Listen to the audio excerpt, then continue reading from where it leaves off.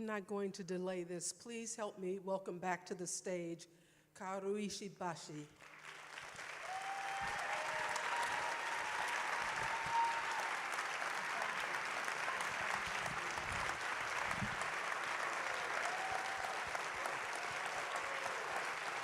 Thank you.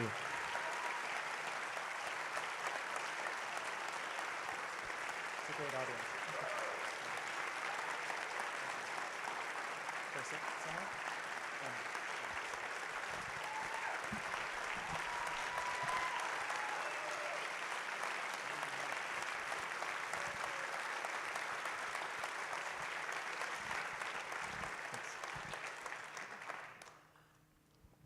Sometimes I see movies here that just make me weep. They're so poignant, and explorations of identity for you combined with your music. It's just so, so beautiful. So thank you.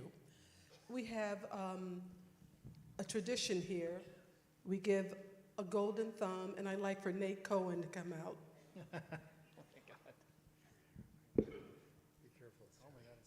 It's so heavy.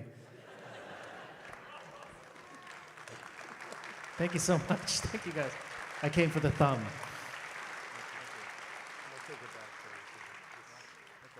We will give it back to you. Thank you.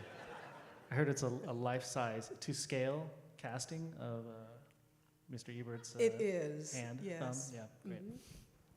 And if you'll take a seat in the center chair, I'd like to welcome out back again Dr. Eric Pearson, Nate Cohen,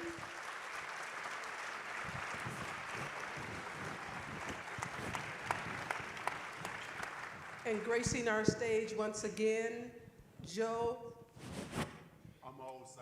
Omoirayi. Sorry.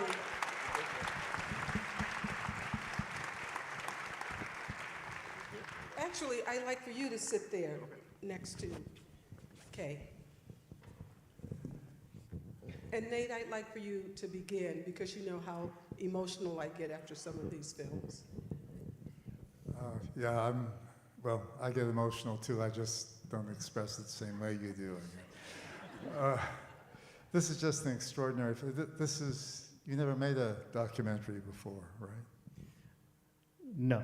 So this is I can't take all the credit. I didn't pick up a single camera for it. I'm the co-director, but I owe a lot to Justin Taylor Smith, who couldn't be here, who's the co-director and editor, also the drone cinematographer, and did a lot of the cinematography too. So he's an extremely talented person who loves music and history, and we're super close. So. It's just an extraordinary documentary. It's so beautifully shot, so beautifully edited, just a real masterwork. I mean, how did you come up with the idea originally to combine music with documentary? So it actually started as a behind the scenes of the making of the symphonic piece. So I had a symphonic piece called Improvisations on Executive Order 9066, and I went to these locations and filmed these violin improvisations that made the film. And then and we were actually doing BTS interviews and research, and that kind of like we started to realize that I'm actually like changing as a person, and like going through a lot of self-discovery. So we had the idea of a short film, and here we are, feature length. I mean, something that impressed me was the breadth of your music, the scope of it, from symphonic to rock and roll, essentially. How do you do that? Well, I'm a professional musician, so that's all I think about all day long. What can I do new next to please my audience? Maybe make a documentary. I mean, I just have to say that you're in part a product of Athens, Georgia, and we're really, really proud of you. So. I'm happy to be here. Yeah, thanks for having us. Okay. Eric? I wonder, and then I'm going to ask Eric, I wanted to know if your daughter Sola has had a chance to experience the film yet, and what did she think of it, and has it helped her to start exploring or sort of rethinking her own identity? Yeah, she's seen every part of the process, so she knows the whole story. She's like 18 now. She was 12 like in the film, so she's also a teen, so I don't really know what she's thinking about most of the time. But she's her, and I've noticed that I think her generation, despite what a lot of people might think of their generation, they're actually very inclusive, and I think they're actually very. I see a change in society that I'm actually kind of looking forward to see grow. You know, they're inclusive and they're into diversity. And, I had a question about your journey through the film. Was it different going to spaces where there was just this open field where the camp used to be, and going to places where there were buildings sort of still there as a reminder? Were those different types of experiences for you? Yeah, there's some of the camps actually had wonderful like interpretive centers, and they'd actually restored some of these buildings to give you an idea of what it was like. Other places, the local community was resistant to even like preserving that kind of history. So there was only a handful of people who were helping to kind of keep these spaces alive. And so it was different, but they're also like in the middle of nowhere. Oftentimes it was a very undesirable places. They were had little infrastructure. The Japanese Americans actually had built a lot of the infrastructure, like dug the canals and irrigated and did all these things. And so, it was a very inspiring, diverse experience going out there. Question for me? No, but you're going to ask a question. Oh, okay. So, I mean, mainly, they're about how do you become... Microphone.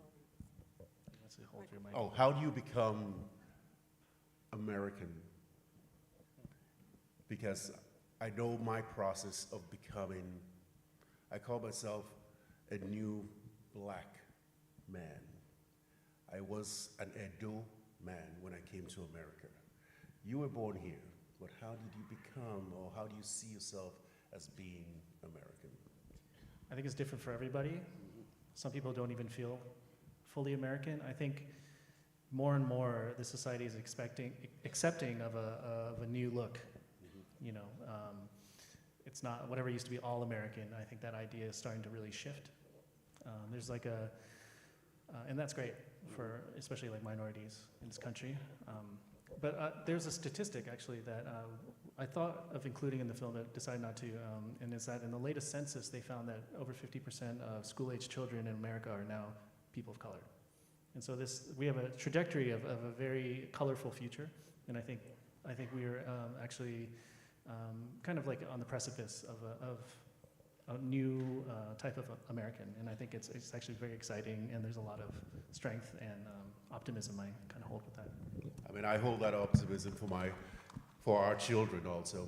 My two sons are born in this country, and they're close to your daughter's age, 20 and 17. But I think, like, to answer your question, like, I think you feel you are most comfortable where you are home. So if this is your home, if this is your country, then yeah, I think you're as American as anybody else. I mean, if you walk into any public school in this country today, in the elementary schools, middle schools, you see that great diversity that sometimes you don't see in everyday life, and there's a lot of promise there, I think. Yeah, that's exciting. I have a question about your music.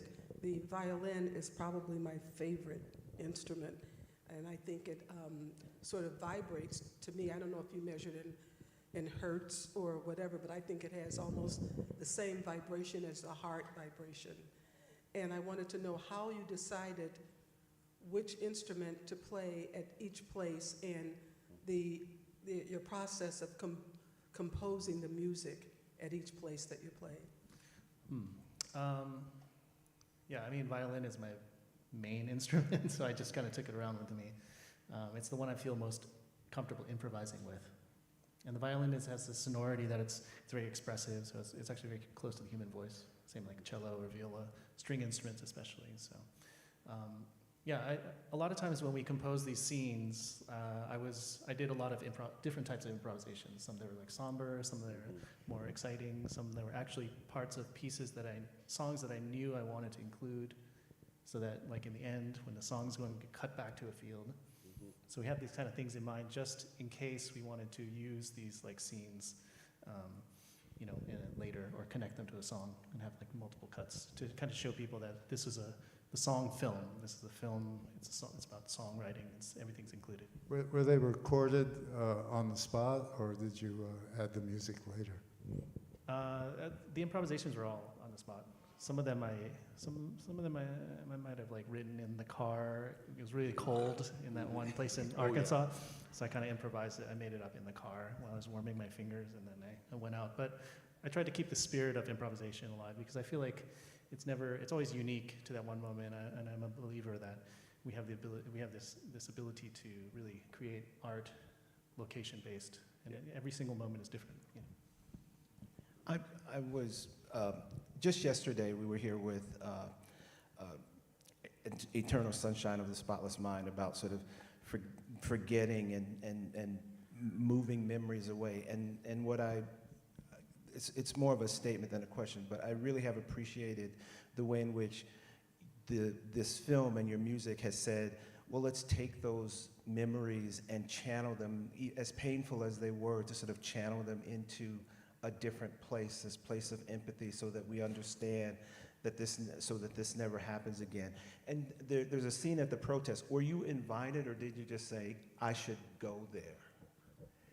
Well, I think I was working with that group, Suited for Solidarity, and I still work with them. And I was in, I think it's something where they're like, oh, we would love you to be a part of this, because it brings awareness to the group. If I was like performing there, then put it on social media, and then now people know that there's a protest and what they're protesting about. So it benefited them, and then I love them and what the work, the selfless work that they do to help immigrants in this country. And so that was like a no-brainer for me. It had multiple purposes. One was to put it in this film, and that way also show this message that we have an incarceration problem in this country. But yeah. The journey to being American seems to be a journey of protest, or just a recognition of the differences, because this is a land of difference. I mean, are there any Native Americans in the audience? So we're all immigrants in here. And it's about recognizing that humanity of our individual places that we and our parents come from. And some of us might have some epigenetics that have affected how we relate to America. And it's part of the process of becoming this e pluribus unum, out of many one. That's what we are trying to do. And I wanted to, Joe, you led me right to the next question, which is, especially because I don't know if we announced that Omoiyari is the film sponsored by the Champaign County Alliance for Inclusion and Respect. And so I wanted to specifically talk a little bit more about the different layers of meaning of Omoiyari. Can you speak about that? Because we have defined it 2 or 3 different ways, and I'd like to know for you what it means. So Omoiyari in Japanese it can also be like a friendly term. It's something where you have a guest and you have that omoiyari and you make good for them. So it's about having that consideration for them to be a good neighbor. It also extends to strangers as well. And so I thought, when I was looking at all these issues, especially about like, why do we continue to dehumanize people, and why do we continue to otherize, and I just realized it really has to do with this fear that we don't have control over of other, and it's that lack of omoiyari that I wanted to kind of stress. It's also a positive word in that, like, it means it's about love and compassion. And so my film is not angry. It was very easy to go a very dark and aggressive, angry route, but that's really just not what I'm about. So I wanted to have a lighter feel in that we are, despite our aggressive tendencies, we are still extremely capable of a lot of compassion, and I think that's something to be proud of. It is a spirit of Ubuntu, which is Swahili, and says that we are together. Out of what we have here, this is it. How did you decide to bring your whole family into the film with you? Well, they do represent the generational knowledge. It's my parents and then my kid. It was the three, past, present, future. It's a Christmas Tale kind of. No, I don't know, but I'm Scrooge. But I don't know. It's kind of natural. They're also like, I'm close to them. They wanted to come see what I was doing. So they're always around, and I think we realized that my mother is extremely photogenic. So we could not put her in the film. So it also looks like all American families, you have a lot of home movies, videos that you've taken through the years, and you incorporated some of those, I think, really beautifully into the film. Yeah, I think that a lot of it was a Kickstarter movie when I started Kishi Bashi, when I was in Athens, actually. So I finished the film in my debut album in Norfolk, but when I moved to Athens, Georgia, where you formerly lived, yeah. How has sharing this film changed you? Are you sort of where you thought you would be at the end of this process, or has the process of sharing the film changed what you thought you were going to do in the process? Well, I'm 6 years older Okay. now, and I'm now a big part of the Japanese American community. So before I started the film, I was kind of an outsider. I never really felt connected. But after working with them, and I still work with them, I'm like buds with them. There's a big community in Chicago that I keep in touch with, and I'm also on the West Coast. And so to me, that's and I'm also very unapologetically Asian American and a minority. I don't really care what other people think anymore. I was insecure to begin with, but I also think that's a reflection of the conversations we're having in this country now, that when people are really willing to listen and willing to accept, and that's why I feel that way. I don't think it's my own impetus. It's like I'm just riding the wave. What do you see as your next step after Omoiyari? I'll have a new album coming out in the fall. Finally, first one in 6 years because of this movie, but thanks. Completely not like Omoiyari, but I think it's there's a lot of loose ends. There's some stories we weren't able to get into. We had Okinawa. My mother's Okinawan. So Okinawa, if you don't know, it's kind of like a tropical island south of the mainland Japan, and there's a lot of cultural discrimination there. There's also the Battle of we had a whole segment, and maybe turn that into a short film in the future. Have you seen an evolution in your music as a result of this exploration? I think, musically, I'll just do what I want. I think my next album's a party album, and I think it's because for this last 6 years I've been very disciplined with my messaging, and I think now it's a lot of the ideas, the fun ideas I had, which if you know my music, there's a lot of fun in there. So that was exactly not the answer I was expecting. Oh, okay.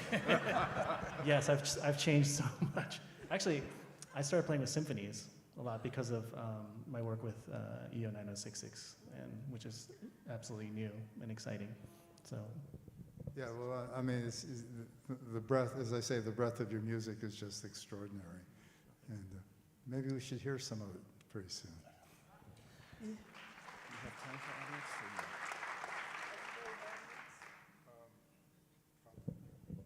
Probably not. Oh, okay. Okay. What we're going to do is shift. He would like to actually play for you, if that's okay.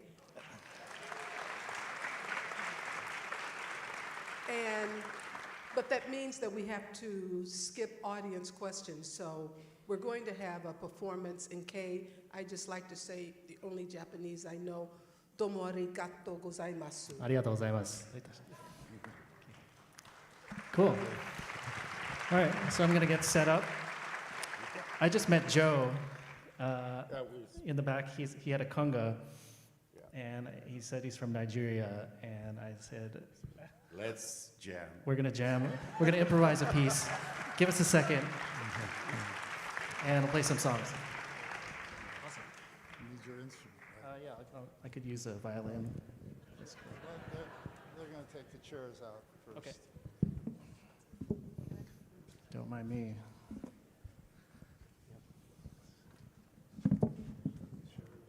I'll be right back. I'll be right back. Cool.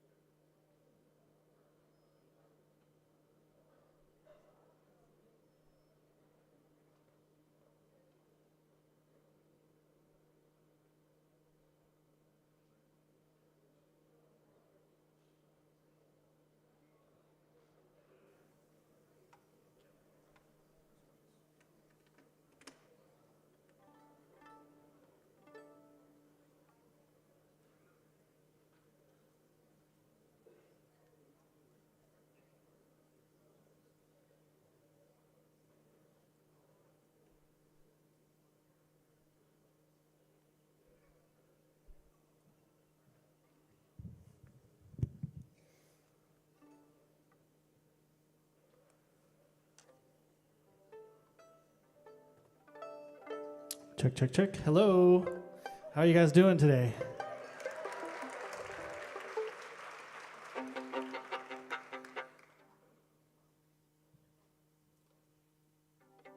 Got this violin in there.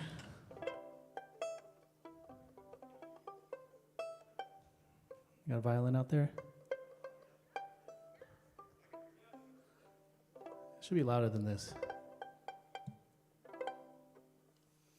No? Anything out there?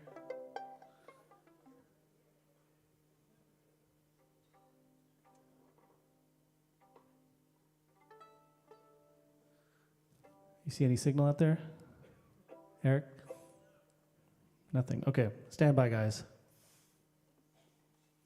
I'll do, because I'm an entertainer, I can't help but just play music when I'm on stage. I'm going to improvise a little acoustic violin piece while they figure out the sound.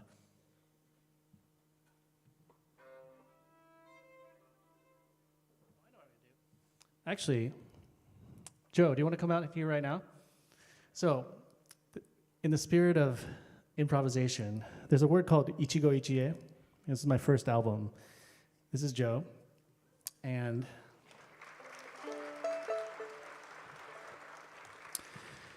I just met him, and Ichigo Ichie is this like Japanese aesthetic of one time, one meeting.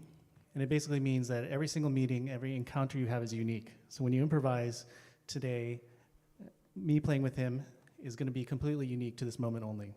And it's kind of beautiful in that way. So we're going to see what happens.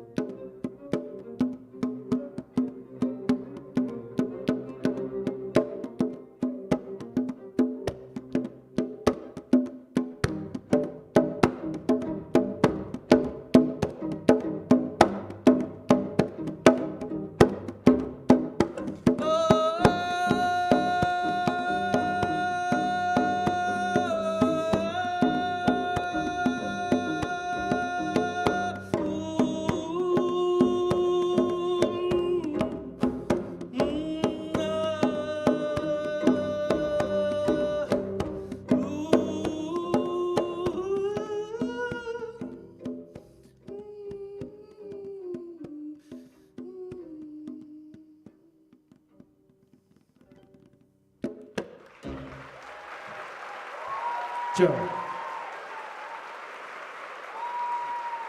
Joe Omoirayi. I remember that word. Thank you so much. We just met 10 minutes ago, so that was really cool. All right, so that was some serious ichigo going on right there.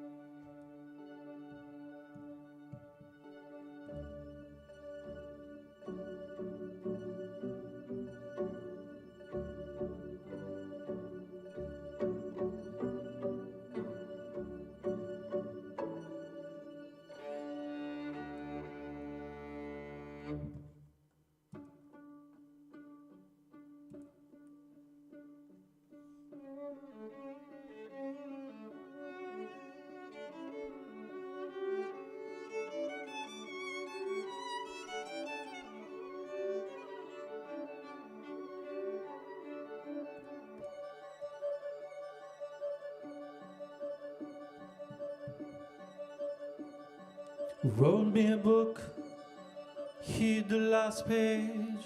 I didn't even look I think I locked it in a cage, wrote a novel, 'cause everybody likes to read a novel. It started with a word, and it started pretty well, about a rare and fragile bird that I couldn't even spell on the table. I think I left it on the table. I found the last page in the sky, cold and sweet like an apple. Found you and now the story has its proper end. Oh, hello, will you be mine? Haven't felt this alive in a long time. All the streets are warm today. Hey, read the signs. Haven't felt this love in a long time. The sun is out, the sun will stay. All for the new day.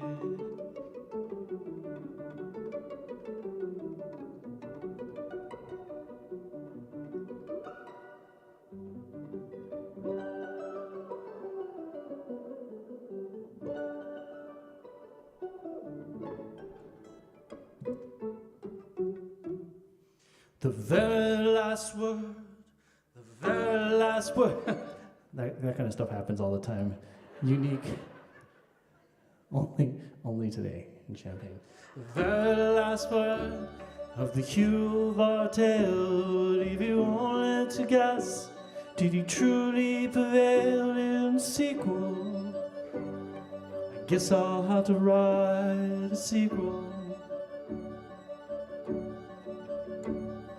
My favorite parts when I die, in your arms like a movie. It's tragic, but now the story has its proper end. Oh, hello, will you be mine? Haven't felt this alive in a long time. All the streets are warm today. Hey, read the signs. Haven't felt this love in a long time. The sun is up, the sun will stay. All for the new day.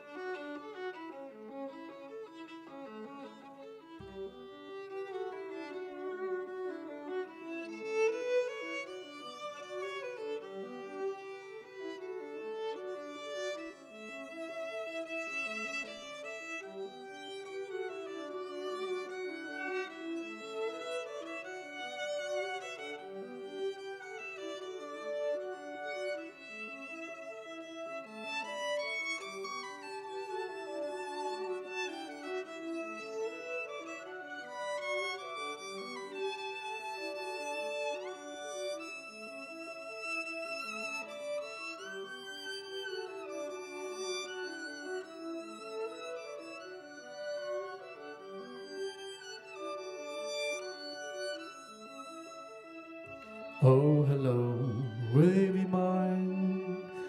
Haven't felt this alive in a long time. All the streets are warm today. Hey, read the signs. Haven't felt this love in a long time. The sun is out, the sun will stay.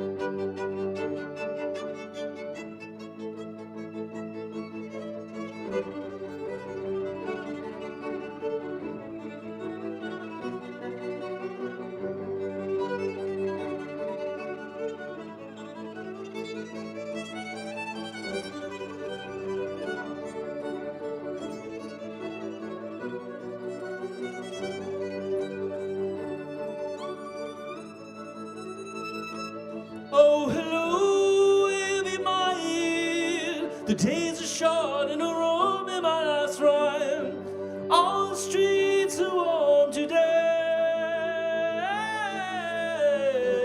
Read the signs, how a band is in love in a long time.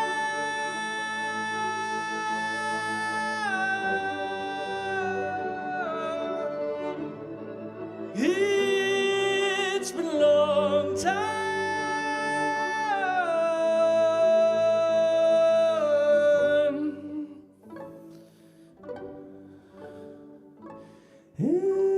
It's been a long time.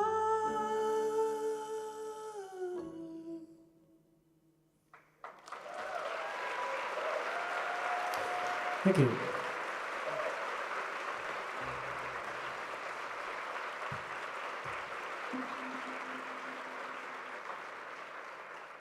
So we do one more song.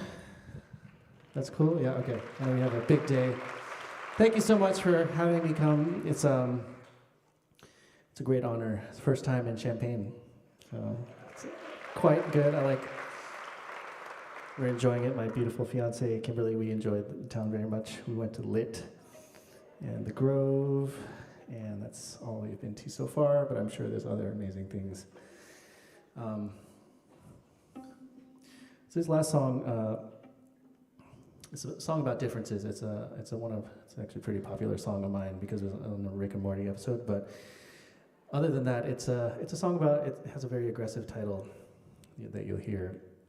But I think one of the things I didn't really stress in this film enough is that we have a massive incarceration problem in this country, and then we still do.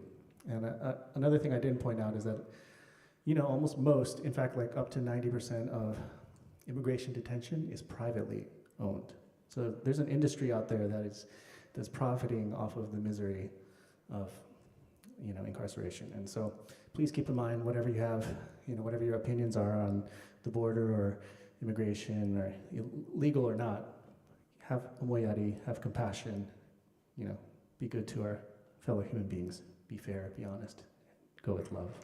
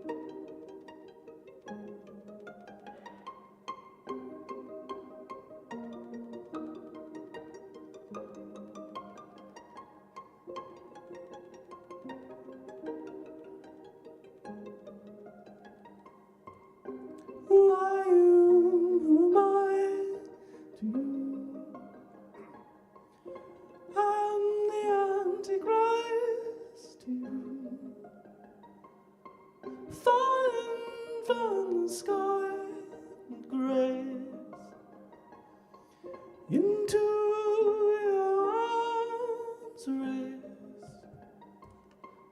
Lucid lovers, me and you,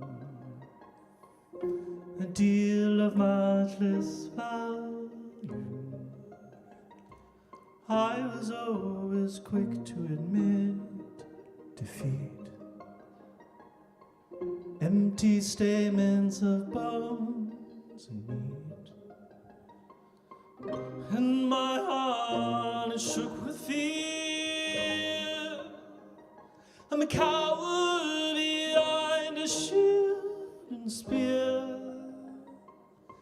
Take the sword and throw it far. Let it shine under the morning star. Who are you? Am I to you? I'm the Antichrist to you. Falling from the sky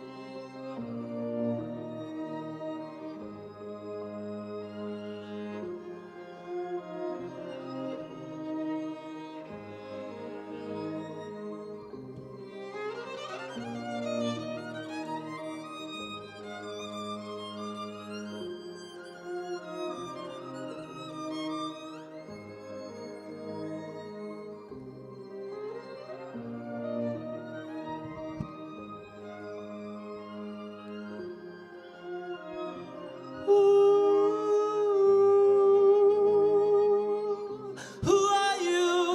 Who am I to you? I'm the Antichrist falling from the sky with grace into your arms, into your arms, into your